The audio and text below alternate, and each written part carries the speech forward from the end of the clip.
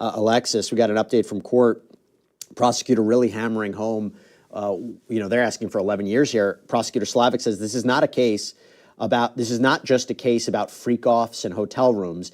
This is about victims, hard about a man who did horrible things to other people. His currency was control. He weaponized it.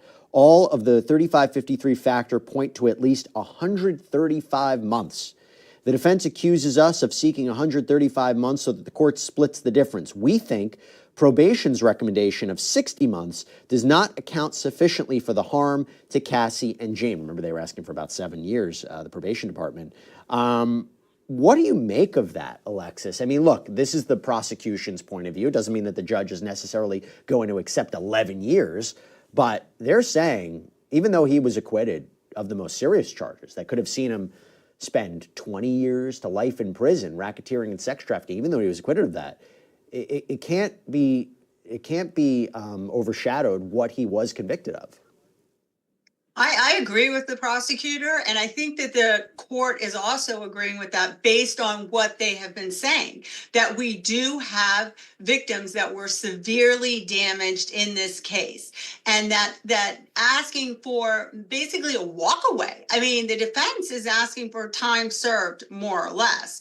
And I don't think that the judge is leaning, based on what you just read, towards that at all. The prosecution is correct. People were victimized in this case. There was testimony, and he was convicted related to that.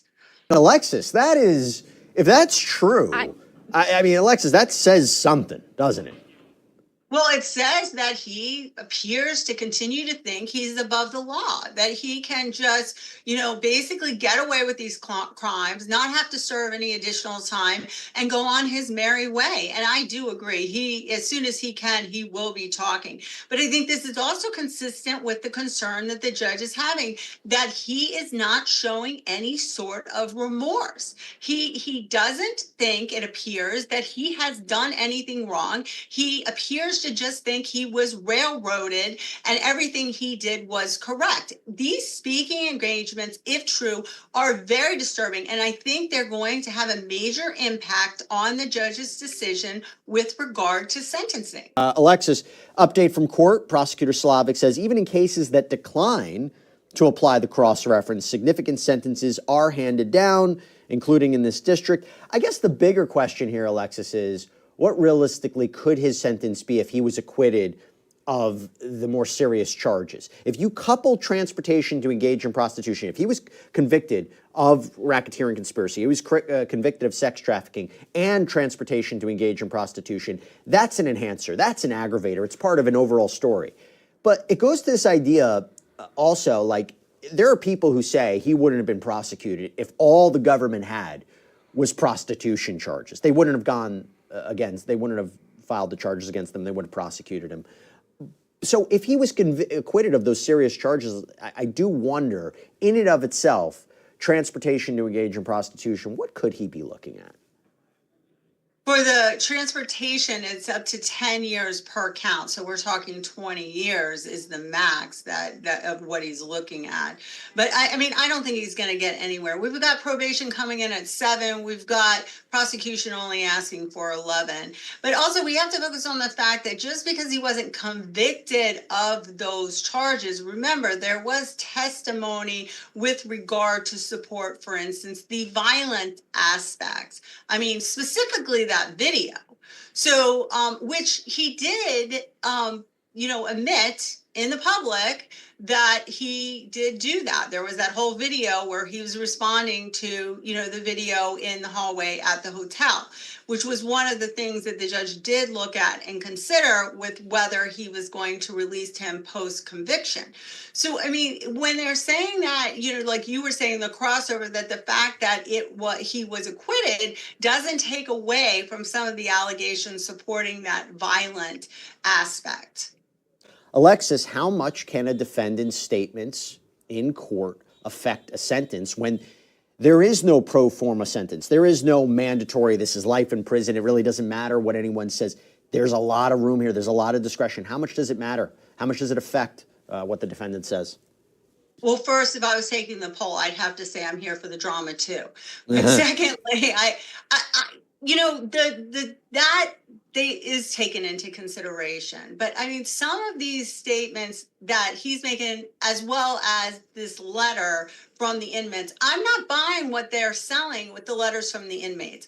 I have a concern that those letters were made because these inmates possibly think that when they get out, there'll be some benefit to them, making that once Diddy is out. So I'm not buying what they're selling there.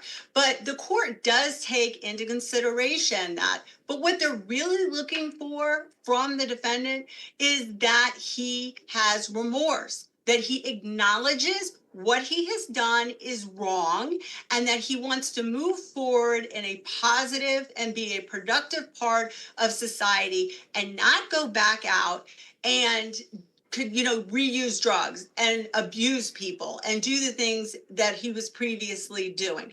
And with that he's clean, he's in jail. So I mean, that doesn't mean there are plenty of inmates that have gone clean in jail and went right back out, start using again. So that, to me, that doesn't say much either. This speaking thing, as much as Tyler is saying that he doesn't think it's that big of a deal, I think it's a huge deal, because I could turn around as a prosecutor and potentially argue that it's re-victimizing the victims, that he's going to go out and he's going to be living, free, and potentially making these speaking engagements, making them feel unsafe. So, I mean, there's obviously good lawyers can argue both sides of the coin, but yeah, they're going to be looked at, but it's a balancing act. We got an update from court, okay? So the prosecutor is really hammering away at Sean Combs and the aggravated nature of this case.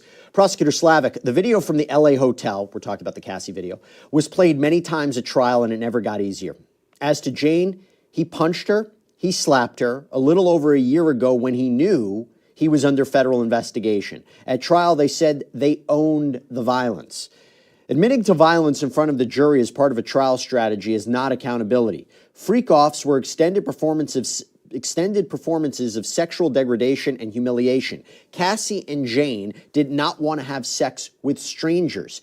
He made them do it. Sorry I have to say this, but he had an escort urinate in Cassie's mouth until she choked. Her victim impact statement makes clear she still has nightmares and flashbacks and the scars on her body.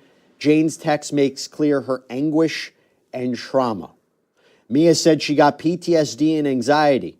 Deontay Nash said he was caused lasting damage. Capricorn Clark says he blacklisted her once she spoke up. Chef Jordan Atkinson wrote how she was impacted. It was real and serious. So, Alexis, you take all that in mind. We have a question from Rosalba. Does the panel agree that the judge will want to add appropriate time for his rehabilitation because they're proof that he won't offend again? I mean, is there proof that he won't offend again? Is he a changed person from, this conduct that was mentioned, was illuminated during the course of this trial? Great question.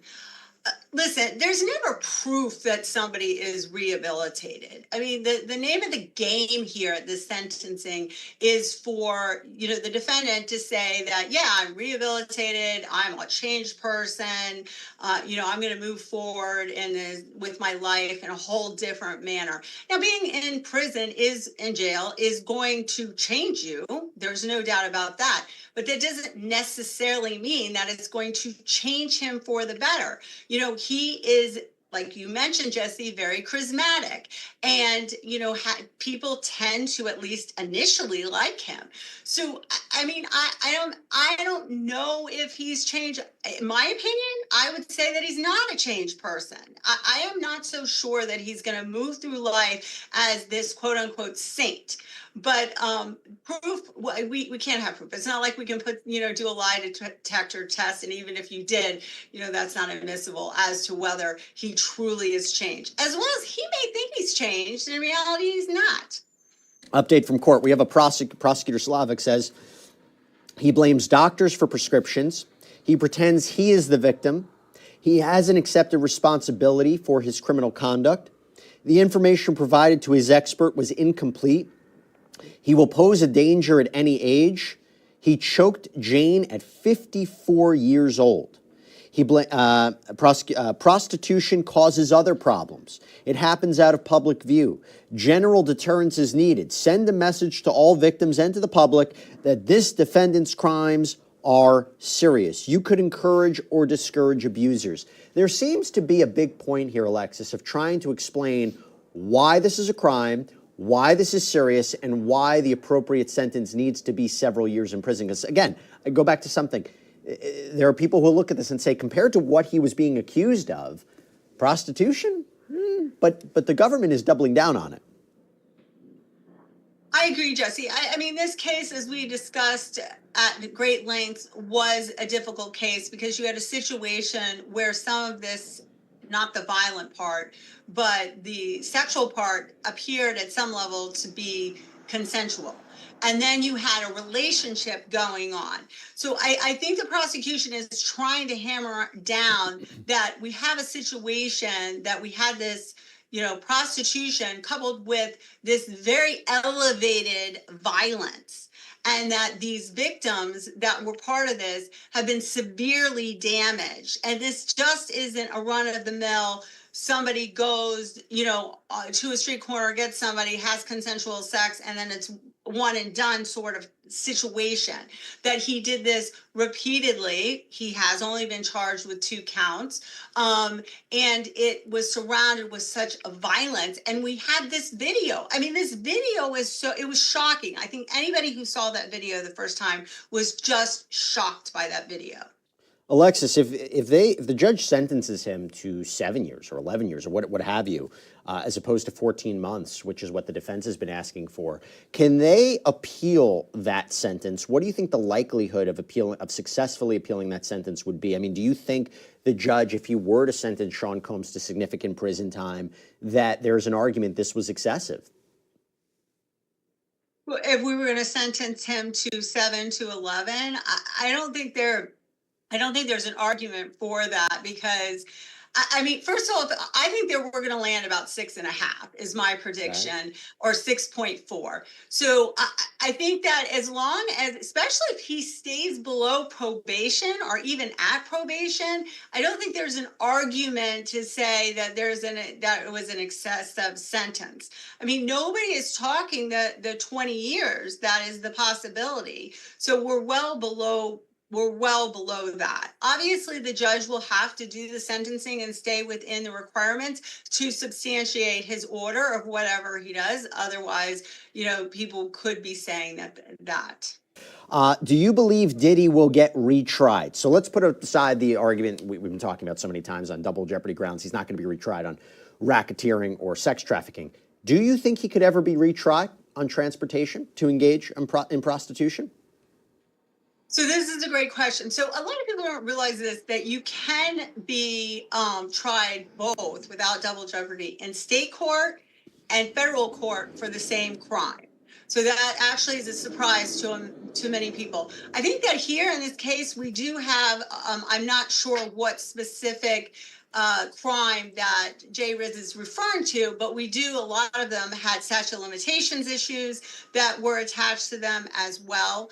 So if we're talking about retrying after a potential appeal on these 2 counts, I do not think that he's going to win an appeal.